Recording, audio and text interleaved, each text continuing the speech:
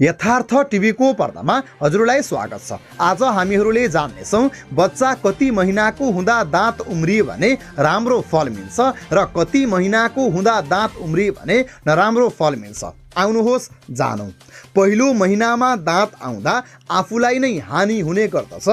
दोस्रो महिनामा दाँत आएमा भाइलाई हानि हुने गर्दछ भने तेस्रो महिनामा दाँत आएमा दिदी बहिनीलाई हानि हुने गर्दछ। त्यस्तै प्रकारले चौथो महिनामा दाँत आएमा आमालाई कष्ट हुने गर्दछ भने पाँचौँ महिनामा दाँत आएमा आफ्नो दाजुलाई कष्ट हुने गर्दछ। छैठौँ महिनामा दाँत आएमा आफू अत्यन्तै सुखी हुने गर्दछ।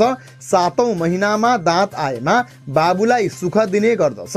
आठौँ महिनामा दाँत आएमा आफू एकदमै तन्दुरुस्त हुने गर्दछ भने नवौँ महिनामा दाँत आएमा श्री प्राप्ति यानि कि लक्ष्मी प्राप्ति हुने गर्दछ।